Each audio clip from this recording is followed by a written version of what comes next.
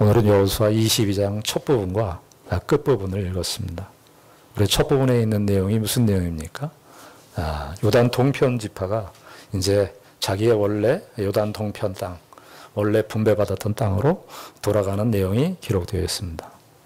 그런데 이 돌아가는 내용을 설명을 하면서 성경은 무슨 이야기를 하느냐 하면은 이 동편 지파가 동편으로 가는 그 일에 있어서 하나님께서 여호수아를 통하여 이 동편 지파에게 축복을 베풀어 주시고 저들의 그동안의 행적을 칭찬하는 그런 내용이 기록되어 있습니다.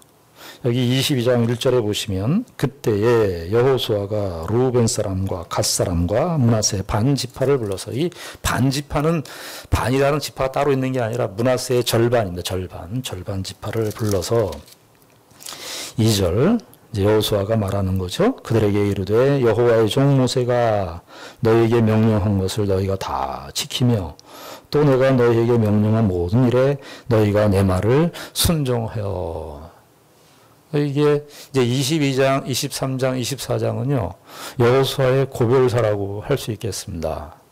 22장은 요단 동편의 이제 여호수아의 고별사의 어떤 면에서, 그리고 23장에는 이스라엘 백성들 그 장로들 불러서 24장도 여호수아 이스라엘 백성들 장로들 불러서 고별사하는 그런 내용인데 오늘 22장은 요단 동편 지파 이제 요단 서편 지파가 이제 9지파 반이 남아 있고 요단 동편 지파는 가게 되니까 여호수아가 이제 요단 동편 지파에게 어떤 면에서 이제 여호수아는 요단 동편 지파와 마지막 고별하는 거예요. 22장은 여호수아와 동편 지파의 마지막 고별사라고 할 수 있고 23장, 24장은 여호수아의 서쪽 이제 요단의 서쪽, 여호수아의 서쪽이 아니라 요단의 서쪽 지파들 9지파 반과의 고별사라고 할 수 있겠습니다. 그런데 오늘 여호수아가 요단 동편 지파를 보내면서 저들의 그동안의 행적을 치하하는, 칭찬하는 그 내용을 22장 서두에서 말하고 있습니다. 여기 2절에 보니까 이렇게 기록이 되어 있죠. 그들에게 이르되 여호와의 종 모세가 너희에게 명령한 것을 너희가 다 지켰다. 이것은 민수기 32장에 있는 내용을 배경으로 하고 있습니다. 예전에 한번 한 2주 전인가요? 3주 전인가 요단 동편 지파에 대한 설교를 한번 했습니다. 요단 동편 지파가 민수기 32장에 보면은 요단 동편 지파가 그 요단 동편 땅이 아주 좋은 땅이에요. 거기 요단강의 지류가 3군데가 흘려가지고요. 거기에 목초지가 풍성합니다. 그런데 요단 동편 지파 사람들이 꾀를 냈어요. 이 요단 동편 지파 땅에 우리가 거주하면 좋겠구나. 우리는 가축도 많고 사람들도 많으니까 우리가 이 요단 동편 땅에 아주 좋은 땅이니까 우리가 거기에서 먹고 살고 지내면 되겠구나. 그렇게 이야기를 했고 또 한편의 의도는 또 뭐였냐면 이제 요단강을 건너서 이제 전투를 해야 되는데 요단강을 건너는 것도 무섭고 더더욱 무서운 것은 그 가나안 땅의 적들과 싸우는 것이 더욱 무서웠어요. 사람들이 실제적으로 마주치는 것보다 실제적으로 어떤 위험한 사실을 마주치는 것보다 그 상상하는 게 더 공포예요. 요단 동편 지파가 꾀를 냈습니다. 우리는 여기서 있겠고 우리는 요단강을 건너지 않겠습니다. 10년 전에 있었던 이야기예요. 모세가 이렇게 얘기합니다. 너희들 너희 형제를 버리고 너희들만 어떻게 좋게 하고 살고 있느냐. 너희들만 쏙 빠져서 너희들만 좋은 그 동편 지파의 땅에서 어떻게 그렇게 너희들의 삶의 안락을 위해서만 너희들 살겠느냐. 이스라엘이 하나가 아니냐. 이스라엘을 하나의 교회요. 하나님께서 한 이스라엘을 하나의 백성으로 한 공동체로 부르셨는데 신약식으로 얘기하면 너희는 그리스도의 한 몸인데 너희들 어떻게 지파 이스라엘 백성들의 모든 해야 되는 이 가나안 정복 전쟁의 싸움에서 너희들은 피하려고 하느냐. 그래서 모세가 아주 심한 질책을 합니다. 그러면서 뭐라고 얘기하냐 하면 너희가 만일 그렇게 한다면 너희 죄가 너희들에게 돌아갈 것이다. 모세가 아주 엄중하게 경고를 동편지파에게 했습니다. 그러니까 동편지파 사람들이 그때 이제 각성을 한 거예요. 아, 안 되겠어요. 알겠습니다. 참 하나님께서 이렇게 자기의 이기적인 욕심 때문에 그런 모습을 보일 수 있지만 그럴 수 있어요. 사람이니까. 근데 하나님께서 모세를 통해서 지도자 모세를 통해서 하시는 말씀을 듣는 것이 더 중요해요. 이 동편 지파가 처음에는 그러한 생각을 보였다는 것 자체가 다른 지파 사람들에게는 굉장히 그 욕을 먹는, 비난을 받는 그런 일이었을 거예요. 그러나 모세가 이렇게 경고의 말씀을 했을 때 요단 동편 지파 사람들이 마음에 그것을 받아들였어요. 알겠습니다. 그러면 우리가 그 이스라엘 가나안 정복 전쟁할 때 앞장서서 하겠습니다. 그래서 4만 명의 장병들이 그 가나안 정복 전쟁에 참여하게 되는 것입니다. 그 10년 전에 있었던 이야기였어요. 지금 이 여호수아가 그것을 기억하는 거예요. 그래서 이 22장 2절에 그들에게 이르되 여호와의 종 모세가 너희에게 명령한 것을 너희가 다 지켰다. 지금 이 요단 동편 지파가 정말 그대로요. 다 지켰어요. 여러분 우리가 지나왔습니다마는 여호수아 4장에 보면 이스라엘 백성들이 요단강을 건너고 여리고 땅 점령하려고 할 때 4만 명의 이 요단 동편 지파의 장병들이 매일 제일 먼저 앞장서서 길갈에 도착해서 전쟁하려고 합니다. 그래서 이 요단 동편 지파 사람들이 모세 시대 10년 전에 있었던 그런 사건이 있었는데 모세가 저희들과 함께 약속했던 그 약속을 동편 지파 사람들이 지켰다. 여호수아가 다 보고 있는 거예요. 그리고 여기 후반부에 보면 이게 10년 전에 있었던 일이고 2절 전반부가요. 그들에게 이르되 여호와의 종 모세가 너희에게 명령한 것을 너희가 다 지키며 그 다음에 또 내가 너희에게 명령한 모든 일에 너희가 내 말을 순종하여 이 여호수아의 말도 잘 지켰다는 거예요. 이것은 한 6년 전, 7년 전에 있었던 이야기입니다. 여호수아를 시작하면서 여호수아 1장에 한번 가보시겠습니다. 여호수아 1장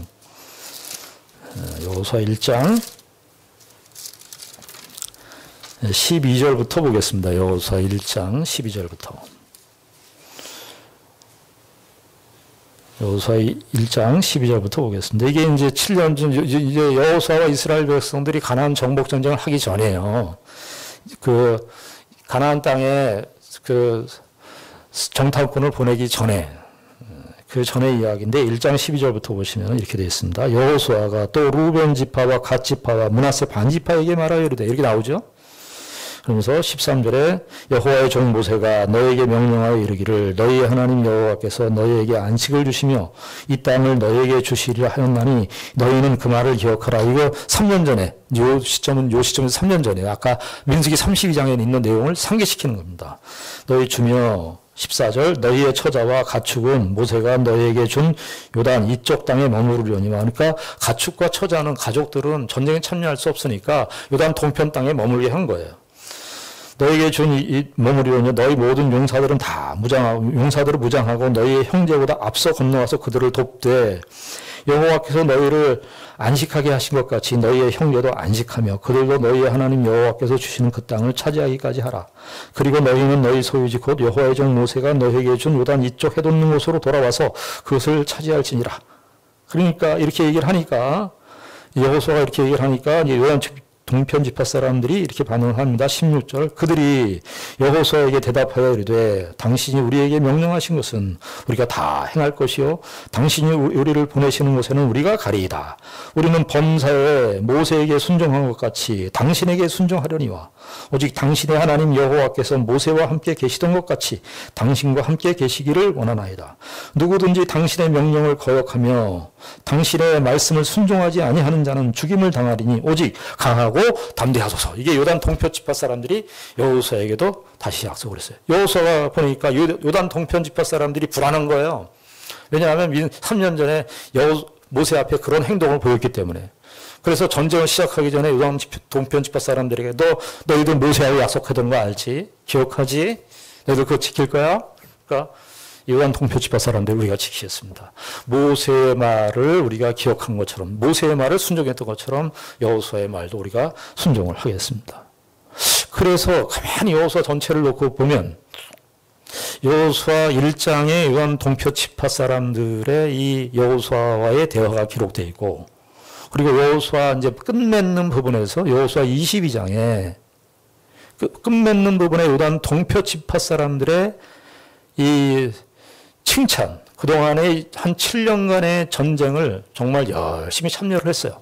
그래서 이 7년간의 전쟁을 통해서 책임을 수행한 것에 대해서 여호수아 1장에도 나오고 여호수아 22장에도 나오는 것은 결국 이스라엘 백성들에게 무엇을 알려주는 것이냐. 동편지파가 이렇게 참 잘 순종했구나. 말을 잘 따랐구나. 이런 사실도 강조하는 것일 뿐만 아니라 이스라엘 전체의 생명과 복이, 하나님의 백성들의 생명과 복이 무엇에 달려있는가? 그래서 하나님의 말씀에 순종에 달려있다는 거죠. 그래서 그것을 강조해요. 여호와의 2절에도 보면 여호와의 종 모세가 너에게 명령한 것을 너희가 다 지키며 내가 너희에게 명령한 모든 일에 너희가 내 발을 다 순종해. 3절에 보면 오늘까지 날이 오래도록 너희가 너희 형제를 떠나지 아니하고 오직 너희 하나님 여호와께서 명령하신 그 책임을 지켰다. 계속 지켰다. 하나님의 백성들의 하나님 앞에서의 가장 중요한 책임이 뭐냐? 하나님의 백성들이 하나님 앞에서 보여야 되는 하나님의 백성들의 가장 1차적 책임은 뭐냐? 순종이라는 사실을 우리에게 알려주고 있는 것이죠. 순종하는 것이에요. 하나님의 뜻에 순종하는 것이에요. 여러분 한번 생각해 보십시오. 동편지파가 하나님의 말씀, 이 여호수아로부터 전해지는 이 말씀을 순종할 이유가 많았겠습니까? 순종하지 않을 이유가 많았겠습니까? 순종하지 않을 이유가 훨씬 더 많습니다. 무엇을 통해서 알 수 있습니까? 우선은 이 유단 동편지파 입장에서 보면 자기네들이 지금 약속한 게 누구하고 약속한 거예요? 모세하고 약속한 거예요. 모세하고. 근데 지도자가 바뀌었습니다. 여호수아로 바뀌었어요. 그러니까 지도자가 바뀌었으니까 우리가 지도자 바뀌었는데 순종할 책임이 있는가? 모세와 맺은 언약이지 여호수아와 맺은 언약은 아니지 않는가? 그러니까 여호수아의 말을 우리가 순종해야 될 필요가 있는가? 이 가나안 정복 전쟁을 우리가 해야 될 이유가 있는가? 가장 큰 이유는 그것이었을 겁니다. 만약에 순종하지 않을 이유를 찾는다면, 그리고 또 순종하지 않을 이유가 무엇이 있겠습니까? 여호수아 1장에서 좀 전에 확인했던 대로 이 여호수아 이 장정들의 가족들과 가축들은 요단 동편 땅에 다 가 있습니다. 요단 이 동편 지파 사람들이 목숨을 걸고 전쟁을 해야 됩니다. 자신들은 이 요단 서편의 이 전쟁, 가나안 정복 전쟁에 참여할 아무 실제적인 명분이 없어요. 요단 서편에 자기네들의 땅을 받는 것도 아니고, 상황과 형편을 고려했을 때 사실은 요단 동편 지파 입장에서는 이 여호수아의 리더십을 받아들여서 가나안 정복 전쟁을 해야 될 책임이, 이유나 이런 것들이 없었습니다. 여러분, 우리가 이 말씀을 통해서 생각해야 될 것이 있어요. 하나님의 백성들이 우리가 신앙생활 하면서 이거 따져보고 저거 따져보고 이 상황 저 상황 다 따져볼 수 있지만, 여러분 마음속에, 우리의 마음속에 그것이 하나님이 정말 원하시는 것인가? 하나님이 정말 기뻐하시는 것인가? 그 하나님이 기뻐하시고 하나님이 원하시는 일이라면 내 개인의 유불리를 떠나서, 내 상황적 형편과 조건의 유불리를 떠나서 하나님 앞에 헌신된 삶을 사는 거예요. 여기 여호수아로부터 이 칭찬을 받습니다.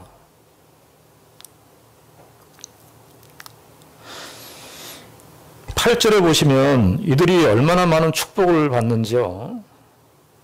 여기 6절에 보면 여호수아가 그들에게 축복했다 그러는데 축복했다는 말이 말로만 끝난 것이 아니고 7절에 보면 7절부터 보면은 므낫세 반지파에게는 모세가 바산에서 기업을 주었고 그 남은 반지파에게는 여호수아가 요단 이쪽 서쪽에서 그들의 형제들과 함께 기업을 준지라.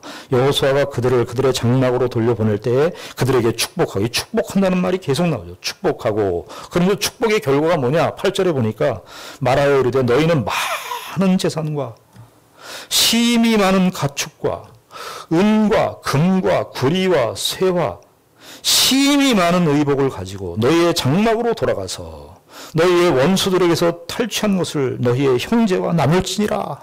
여기 강조적으로 뭐가 돼요? 너희의 많은 재물과 너희의 많은 의복과 은과 금과 구리와 쇠와 심이 많은 의복을 가지고 요단 동편 지파 사람들이 이것을 가지고 요단 동편 땅에 가게 되는 것입니다. 이 요단 동편 지파가 우리가 좀 전에 말씀드렸던 순종하지 않을 이유, 리더가 바뀌었기 때문에 순종하지 않아도 된다. 여기 요단 서편 땅에 우리가 땅을 분배받을 일이 없으니까 안 해도 된다. 목숨을 걸고 왜 일을 해야 되는가? 만약에 이런 이유를 들어서 정복 전쟁에 참여하지 않았다면 오늘 이 8절과 같은 이런 축복들은 그들의 소유가 될 수 없었습니다.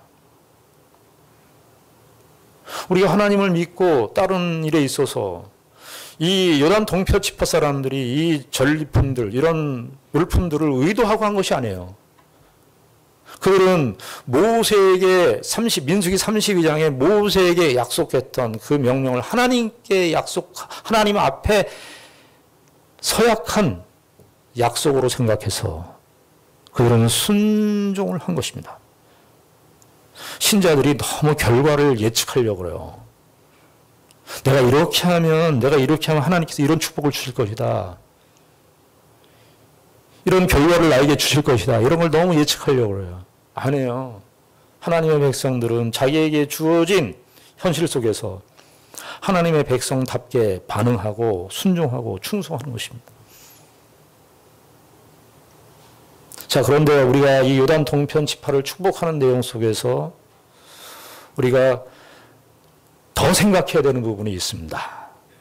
그것은 뭐냐 하면은 5절 말씀입니다. 22장 5절 말씀해 보면은 여호수아가 동편 지파에게 이렇게 말을 합니다. 오직 여호와의 종 모세가 너에게 명령한 명령과 율법을 반드시 행하여 너희의 하나님 여호와를 사랑하고 그의 모든 길로 행하며 그의 계명을 지켜 그에게 친근히 하고 너희의 마음을 다하며 성품을 다하여 그를 섬길지니라 하고, 이것이 사실은 여호수아가 이 요단 동편 지파 사람들에게 전하려고 했던 내용이고요. 23장과 24장 이스라엘 요단 서쪽에 있는 이스라엘 10지파, 9지파 반에게 하려고 했던 그 내용의 축약판입니다. 너희들 요단 동편지파, 너희들 이제 동편지파 가서 이제 많은 채물도 갖고 가서 너희들 가족들과 친척들과 많이 나누면서 그 축복을 누려라. 그런데 그것이 다가 아니다. 정복 전쟁이 끝났으니까 하나님의 백성으로서의 책임이 다 끝난 게 아니다.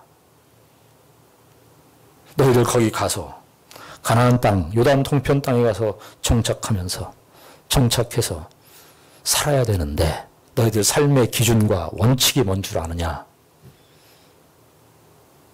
너희들 그렇게 많은 전리품들을 갖고 많은 행복의 조건들이 갖춰져 있으니까 너희들 이제 하나님의 백성으로서 안 살아도 되는구나 이렇게 생각하지 말라는 거예요. 여기 5절에 오직 여호와의 종 모세가 너에게 명령한 명령과 율법을 반드시 행하라. 하나님께서 출애굽기 이하에 모세를 통해서 말씀하신 그 율법의 내용들이 있어요. 십계명을 필두로 해갖고 이스라엘 백성들의 시민법과 사회법과 의식법들에 대해서 한 국가로서 하나님의 백성으로서 지켜야 될 율례와 규례들을 다 명령하셨어요. 너희들 그거 잊으면 안 된다. 명령과 율법을 반드시 행하여 너희의 하나님 여호와를 사랑하고 그의 모든 길로 행해라. 강조적으로 기록되어 있어요. 사실은 여호수아가 이스라엘 백성, 동편 지파에게 이렇게 칭찬하는 내용보다 이 5절 말씀이 더 길게 강조적으로 기록되어 있어요. 하나님을 사랑해라. 마음을 다하며 성품을 다하고 그를 섬기고 하나님을 사랑해라. 이거 여러분들 무슨 말씀을 보는 것 같습니까? 신명기의 말씀을 보는 것 같아요. 신명기. 모세가 이스라엘 백성들 출애굽한 2세대들에게 유언처럼 하시는 말씀이 이거 신명기인데, 신명기에 자주 나오는 표현이 뭐냐 하면 너희의 마음과 성품을 다해서 하나님을 사랑해라. 신명기 6장 5절에 나오죠. 마음을 다하고 성품을 다하고 하나님을 사랑해라. 이 하나님을 사랑하라는 말 우리가 많이 성경에서 강조하고 있고, 하나님의 백성들의 참 중요한 가장 본질적인 삶의 책임이고 명령이고 요구입니다마는 우리가 이 하나님의 사랑에 대해서 생각해 볼 필요가 있어요. 여러분, 하나님을 사랑한다는 말 우리가 말은 쉽게 합니다만 하나님 사랑은요, 하나님의 사랑을 받지 않으면 사랑할 수 없습니다. 이게 무슨 말이냐면 우리가 돈에 대한 사랑, 쾌락 사랑, 또 물질에 대한 이런 사랑들은요, 우리가 경험하지 않아도 본능적으로 그것을 사랑할 수 있어요. 돈이 없어도, 돈을 받은 경험이 없어, 물질을 받은 경험이 없어도 그 물질을 사랑해요, 우리는. 본능적으로 사랑해요. 이성 간의 사랑도 이성 간의 사랑을 경험하지 않았어도 이성을 사랑할 수 있어요. 짝사랑이라는 게 그래서 있는 거예요. 이성에 대한 사랑이 없는데도 이성에 대한 사랑은 본능적으로 우리가 할 수 있어요. 그러나 하나님 사랑은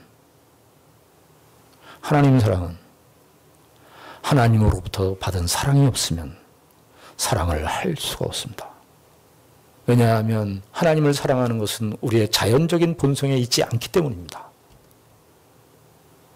하나님께서 이스라엘 백성들에게 지금 이 시점에서 너희들 하나님을 사랑해라. 마음과 뜻과 성품을 다해서 하나님을 사랑해라. 이렇게 말하는 것은 하나님께서 지나온 역사 기간 동안에 이스라엘에게 하나님의 사랑을 보여줬기 때문입니다. 아브라함 때부터 하나님께서 아브라함을 부르셔서 이스라엘 민족을 형성시키시고 출애굽 때 애굽에서 430년 동안 노예살이를 하고 있었던 이스라엘 백성들에게 어떻게 하셨어요? 10가지 재앙을 통해서 크신 하나님을 드러내셨습니다. 그 동기가 무엇이었겠어요? 하나님이 왜 그 큰 능력을 행하시면서 이스라엘 백성들을 구원해 내셨겠어요? 한마디로 얘기하면 하나님이 이스라엘 백성들을 사랑하셨기 때문입니다. 이스라엘 백성들은 하나님의 사랑을 받은 자이기 때문에 드디어 하나님을 사랑할 수 있습니다. 예수 안 믿는 사람에게 우리가 전도를 할 때 하나님을 사랑하세요, 이렇게 전도를 할 수가 없습니다. 왜냐하면 하나님의 사랑을 받지 않았는데요. 하나님의 사랑을 받지 않은 사람에게 하나님을 사랑하십시오, 이건 우리가 그 나무에다 대고 일어나 걸어라 하는 말보다도 더 안 되는 말입니다.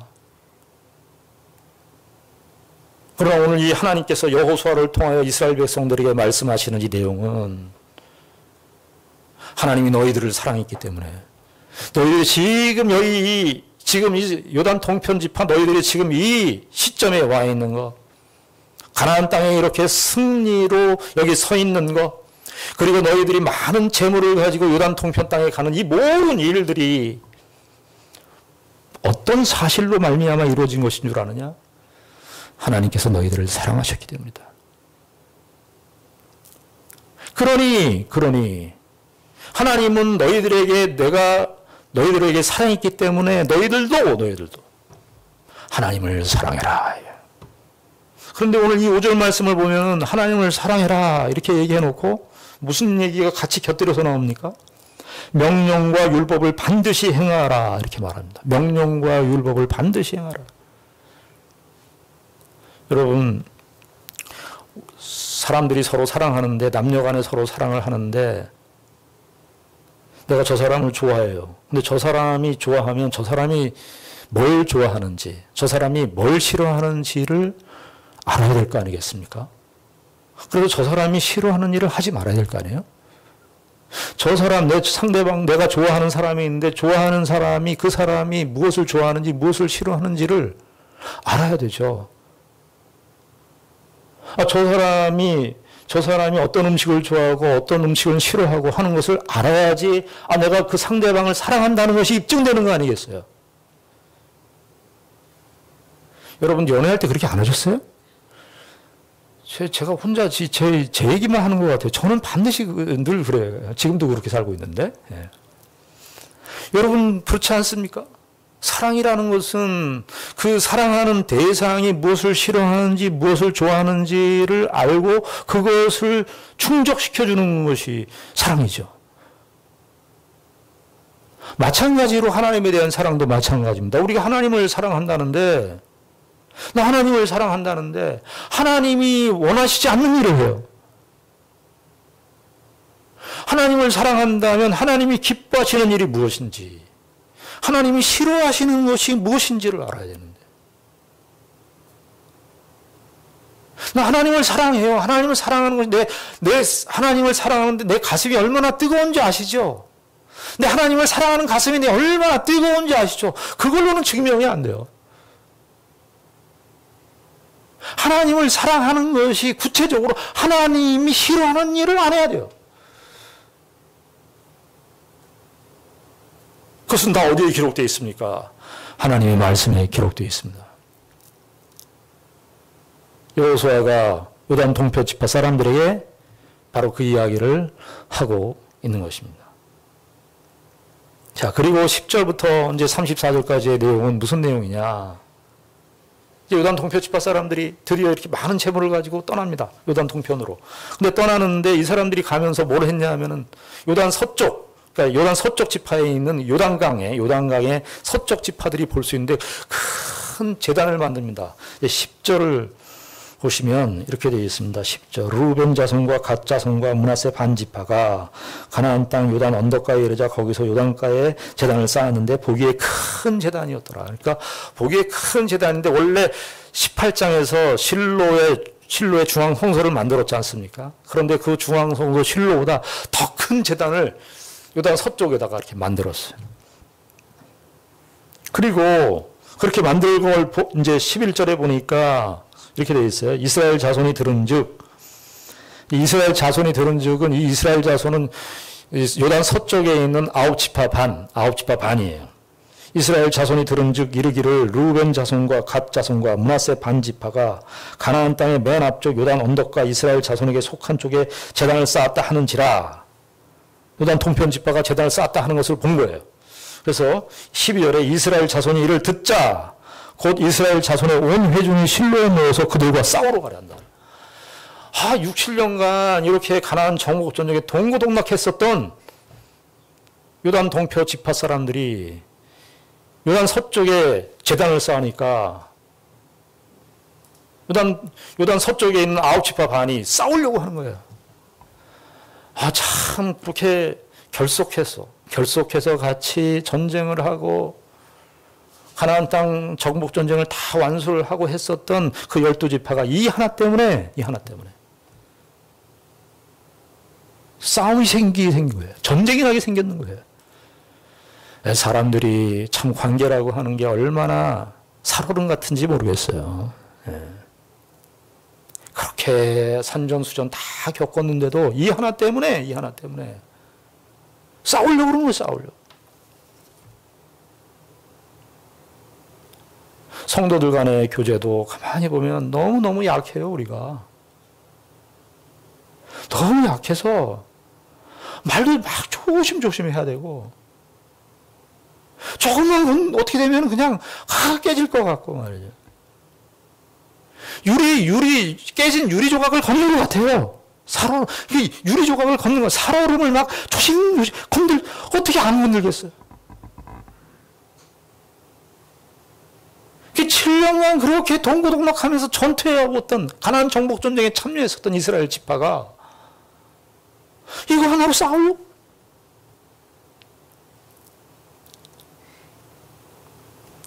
그런데 여기 13절에 보니까 이렇게 됩니다. 이스라엘 자손이 제사장 엘르아살의 아들 비느하스를 길르앗 땅으로 보내어 루벤 자손과 갓 자손과 므낫세 반 지파를 보게 하되, 이게 이제 보니까 아마 여호수아와 지도자급 사람들이 개입이 된 것으로 봅니다. 본문에는 안 나타나 있지만 너희들을 막 싸우러 가니까 지도자가 이렇게 싸움을 멈추는 거예요. 지도자들이 싸움을 부추기는 지도자들이 있어요. 이간질시키고 막 갈등을 더 증폭시키고 분열을 더 만들게 하고. 그래서 지도자가 굉장히 중요해요. 근데 아마 여호수아가 야, 그렇게 지금 생각할 거 아니다. 이스라엘 지금 9지파반이 막 싸우려고 하는 거예요. 야, 가만히 있어봐. 비느하스는 여기 13절에 이스라엘 자손이 제사장 엘르아살의 아들 비느하스를 길르앗 땅으로 보내요. 이 길르앗 땅이라는 것은 유단 동편 땅입니다. 거기 길르앗 땅으로 보내서 루벤 자손과 갓 자손과 므낫세 반지파를 보게 하되, 반지파를 거기 상황을 좀 살펴라. 그리고 14절 이스라엘 각 지파에서 한 지도자씩 10지도자들을 그와 함께 하게 하니. 왜? 이 요단 서쪽에 있는 10지파 사람들 한 지도자씩 다 불렀어요. 너희들 다 증인으로 삼아야 되는 거예요. 너희들 가서, 너희들 지도자급에 있는 사람들 다 가서 이게 상황이 정말 싸울 상황인지, 정말 싸워야 되는 일인지 우리 한번 가서 상황을 보자요. 상황을 보자. 사람들이 옳고 그른 거에 너무 예민해요. 옳고 그른 걸로 너무 판단하고, 저는 옳고 그른 거보다 그 생각들이 언제부터 어떻게 생겼는지를 알아보는 일이 굉장히 소중하다. 그 생각이 옳고 그르냐 이걸 판단하는 것보다 그 생각이 어떻게 해서 그 생각을 갖게 되었는지, 어떻게 해서 그런 결과에 이르게 되었는지를 우리가 살피는 일이 옳고 그름을 판단하는 것보다 더 중요한 작업이에요. 그래서 지도자급 사람들이 갑니다. 이 비느하스는 이제 차차 나오겠습니다만은, 이 비느하스는 이스라엘의 제사장인가 보네, 제사장. 그러니까 이스라엘의 성막을 책임지고 있는 사람이에요. 재단에 관계된 문제니까. 그래서 갑니다. 이제 14절, 15절에 보면 그들이 길르앗 땅에 이르러 루벤 자손과 갓 자손과 므낫세 반지파에게 나아가서 그들에게 말하여 이르되, 여호와의 온 회중이 말하기를 너희가 어찌하여 이스라엘 하나님께 범죄하여 오늘 여호와를 따르는 데서 돌아서서 너희를 위하여 제단을 쌓아 너희가 오늘 여호와께 거역하고자 하느냐. 제단을 쌓는 일이 심각한 일이다. 그러니까 지금 이스라엘 백성들이 아까 말씀드렸습니다만 이스라엘은 지금 실로에 중앙 성소가 있는 거예요. 근데 보니까 요단 서쪽에다 또 제단을 만든 거예요. 아마 보기에 큰 제단이니까 이 실로에 쌓은 제단보다 더 큰 제단을 만들었던 것 같아요. 이게 성소가 여러분들 잘 이렇게 안 들어오실 텐데 컨테이너를 연상하시면 됩니다. 컨테이너 박스. 이스라엘의 성소가, 성막이, 성전은 좀 더 큽니다만은 이스라엘의 성막은 컨테이너 박스를 연상하시면 되는데, 아마 이 요단 동편 지파 사람들이 지었던 이 제단은 더 큰 것이었어요. 자, 그래서 지금 이 요단 서편 지파 사람들이 비느하스와 이 10명의 지파장들이 가서 이야기를 하는 거예요. 그러면서 하는 말이 뭐냐면은 19절에 그런데 너희의 18절부터 읽겠습니다.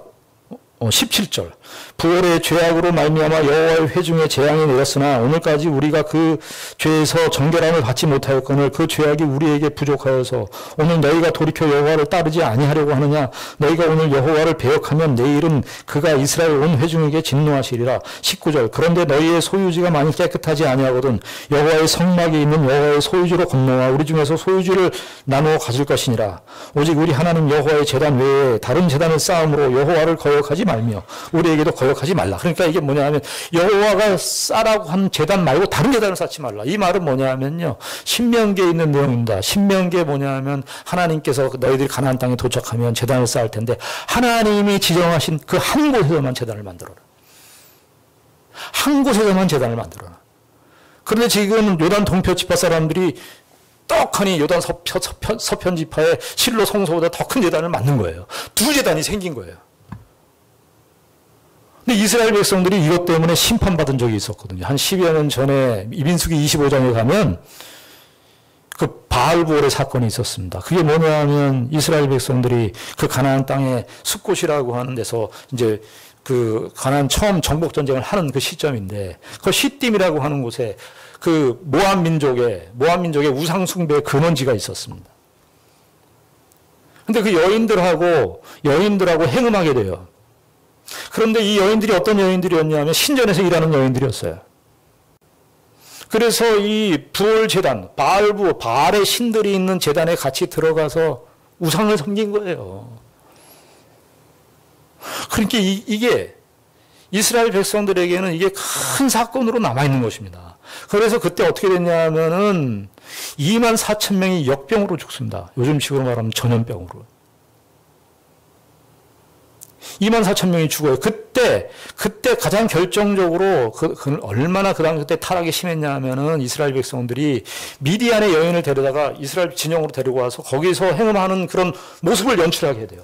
그런데 그거를 누가 하나님의 마음을 이렇게 담아서 그것을 심판했냐면 비느하스였습니다. 여기 나오는 비느하스. 비느하스가 창으로 이 두 사람을 다 죽여버립니다. 하나님의 심판이었어요. 이 사건이 있었던 거예요. 근데 지금 여기 이 표현을 보십시오. 여기 17절에 보면 부올의 죄악으로 말미암아 여호와의 회중에 재앙이 내렸으나 오늘까지 우리가 그 죄에서 정결함을 받지 못하였거늘, 이게 정결함을 받지 못하였거늘 이런 걸 보면 아마 이스라엘 백성들 중에 이 역병, 이 전염병의 흔적이 아마 있었던 것으로 보여요. 여러분 우리가 사는 이 시대도 요즘에 코로나로 우리가 겪고 있습니다만 이 말씀을 보면서 우리가 실제적으로 무슨 범죄를 했기 때문에 인류에게 이런 코로나의 전염병의 사태가 구체적으로 어떤 원인과 결과를 우리가 정확하게 파악할 수 없습니다만은 우리 인간이 사실은 한 거 아니겠어요? 인간이 어떤 구체적인 어떤 행동인지는 우리가 인과관계를 알 수 없지만 오늘 우리가 행한 거 아니겠어요? 자, 결론적으로 이 사건의 내용은 어떻게 끝이 나느냐 하면은 이렇게 이제 얘기를 하니까 요단 동표 지파 사람들이 아니다 이제 얘기를 합니다. 21절부터 보면 루벤 자손과 갓 자손과 므낫세 반 지파가 이스라엘 천천의 수령들에게 대답하여 이르되 22절 전능하신 자 하나님, 이게 얼마나 강조돼. 전능하신 자 하나님 여호와, 전능하신 자 하나님 여호와께서 아시나니. 야, 전능하신 자 하나님 엘 아도나이 엘로힘, 이렇게 하나님에 대한 호칭을 3번이나 썼어요. 엘은 하나님에 대한 호칭의 약칭인데 하나님, 전능하신 하나님 여호와, 이게 아도나이 여호와, 또 전능하신 자 하나님, 이 2번 연달아 전능하신 자 여호와, 전능하신 자 여호와께서 아신다. 그러면서 하는 내용이 뭐냐 하면은 우리가 이렇게 제단을 쌓은 건 모용에 불과하다 하면서 27절을 보십시오. 27절. 우리가 여호와 앞에서 우리의 번제와 우리의 다른 제사와 우리의 화목제로 섬기는 것을 우리와 너희 사이와 우리의 후대 사이에 증거가 되게 할 뿐으로써 너희 자손들이 후일에 우리 자손들에게 이르기를 너희는 여호와께 받을 분깃이 없다 하지 못하게 하려 함이라. 이 말이 무슨 말이냐 하면 이제 요단 동표 지파 사람들은 요단강을 건너가요. 요단강이라고 하는 게 있으니까 여러분 지역이라고 하는 것이 강이나 산이 이렇게 가로져 있으면 사람들이 멀어지게 돼 있는 법이거든요. 그러니까 요단 동표 지파 사람들이 요단강을 건너가서 사니까 자기네들은 실로 성소에서 제사를 드리고 예배를 드리고 싶은데 역사가 이제 흘러가서 후손들이 말이죠. 요단강 건너에 있으니까 역사가 지나가서 그 역사를 잊어버리고 이제 요단 동편 사람들 너희들 이제 여호와의 제사와 상관이 없다. 너희들 여호와의 백성 이스라엘 백성들과 상관이 없는 사람들이다. 이렇게 되면 자신의 후손들이 하나님의 제사에 하나님의 예배에 참여할 수 없게 되는 그런 결과를 가져오게 된다. 그래서 우리가 그것이 겁나서 모형으로 거기에 지성소처럼 실로 성소처럼 성소와 지성소 이렇게 구분해서 한 게 아니라 겉모양만 우리가 만들었습니다. 그렇게 이야기를 하는 거예요. 그러니까 이제 이 내용을 다 들으니까 이 사람들이 하나님의 참된 제사를 하나님 앞에 참된 제사를 거부하려고 그러는 것이 아니고 우리가 분열시켜서 다른 제사를 만들려고 하는 것이 아니라 후손들이 참으로 그의 후손들이 참된 예배에 끊길까 봐 이스라엘의 참된 제사에 끊길까봐 그렇게 했구나. 그래서 오해가 풀어집니다. 그래서 30절부터 보시면 30절에 보면 제사장 비느하스와 그와 함께 한 회중의 지도자들 곧 이스라엘 천천의 수령들이 루벤 자손과 갓 자손과 므낫세 자손의 말을 듣고 좋게 여긴지라. 이게 좋게 여겼어요. 좋게 선하게 여겼다. 그리고 32절 보면 제사장 엘르아살의 아들 비느하스와 지도자들이 르우벤 자손과 갓 자손을 떠나 길르앗 땅에서 가나안 땅 이스라엘 자손에게 돌아와 그들에게 보고하며 보고했어요. 보고하니까 33절에 그 일이 이스라엘 자손을 즐겁게 한지라. 이 즐겁게 했다는 말은 30절에 좋게 여긴지라는 말과 원어상으로는 같습니다. 선하게 여겼다. 그러면서 그 일이 이스라엘 자손을 즐겁게 한지라. 이스라엘 자손이 하나님을 찬송하고 루벤 자손과 갓 자손이 거주하는 땅에 가서 싸워 그것을 멸하자 하는 말을 다시는 하지 아니하였더라. 하나님을 찬송하고 끝냈어. 오해할 수 있었어요. 야, 여러분들 참 우리가 살면서 오해를 하고 오해를 받고 하는데 이런 과정이 필요해요. 그러니까 지도자들이 참 잘했어요. 비느하스와 여호수아와 그 요단 서쪽의 지파장들이 아니다. 이거 가서 상황을 들어보자. 상황을 들어보니까 오히려 이들의 예배에 대한 중심을 읽을 수가 있었던 거예요. 왜? 이 여호수아 22장에서 사실은 요단 동편 지파 땅의 사람들이 1절서부터 9절까지 내용이 나오면 23장이 이어지면 자연스러운데 왜 이 에피소드를 10절부터 34절까지의 이 에피소드를 왜 기록했을까? 이스라엘 백성들이 어떤 백성이냐? 지금 요단 서쪽 지파는 문제를 삼고 있는 것이 뭐냐면 두 지파 모두가 다, 양쪽 지파 모두가 다 여호와의 제사예요. 여호와의 제사. 하나님 앞에 예배 드리는 것, 하나님 앞에 제사 드리는 것이었습니다. 주제는. 근데 요단 서쪽 지파의 의식은 뭐였냐면 그들의 의식의 이면에는 무엇이 있었냐면 여호와의 참된 제사를 망가뜨릴까 봐. 실로에서 중앙성소에서만 드리는 이 참된 제사가 무너질까 봐. 요단 서쪽 지파는 그것을 의식했던 것이고 요단 동쪽 지파는 무슨 의식을 한 거예요? 우리의 후손들이 이 여호와를 경외하고 여호와를 예배하는 참된 제사에서 끊어질까 봐. 그러니까 서쪽 지파도 그렇고 그다음 동쪽 지파도 그렇고 이들이 가지고 있었던 중요한 관심은 뭐였냐 하면은 하나님 앞에 참된 제사를 드리는 것이었습니다. 요단 동쪽 지파 같은 경우는 우리의 후손들이 하나님의 제사에 끊길까 봐. 하나님의 참된 예배에 끊어질까 봐. 자신들이 그렇게 했다는 것이에요. 여러분, 우리가 오늘 이 시대를 살아가고 있는데 구약시대 때 쭉 보면 이스라엘 백성들의 삶의 타락하고요. 무엇이 또 같이 가느냐면 예배의 타락이 같이 갑니다. 구약시대 때 선지자들이 계속해서 선지자들이 질타했었던 내용이 뭐냐면 예배의 타락과 삶의 타락이었어요. 이상하게도 삶의 타락과 예배의 타락이 같이 가요. 여호수아 시대는 정말 이스라엘 역사 속에서 가장 바람직한 모범적인 시대였습니다. 요단 서쪽 지파나 요단 동편 지파나 하나님의 제사가 그렇게 소중하다는 것을 알려주고 있는 거예요. 요단 서쪽 지파는 참된 제사, 하나님 앞에 바르게 드리는 제사가 얼마나 소중한가.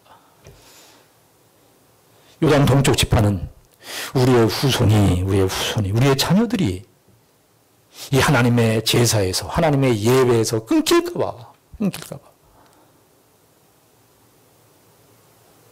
오늘 우리에게, 이 시대를 살아가는 우리 모두에게 있어서 신자들의 참된 삶의 핵심, 저 여러분들은 예배를 어떻게 생각하고 계십니까?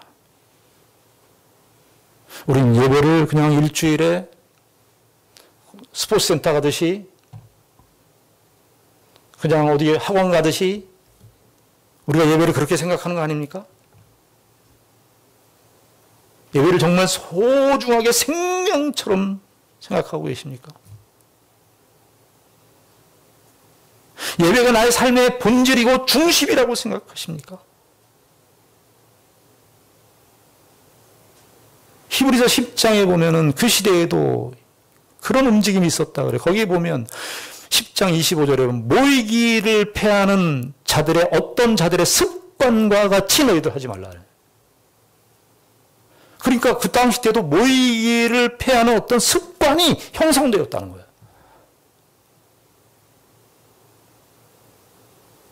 오늘 이 여호수아 22장의 요단 동편 지파와 서편 지파의 이 성막 스토리, 이 성막 스토리를 통해서 우리의 선조, 아주 오래전에 3,400년 전에 우리의 선조들, 지파들, 이스라엘 족장, 이스라엘 백성들이 보여주었던 이런 의식,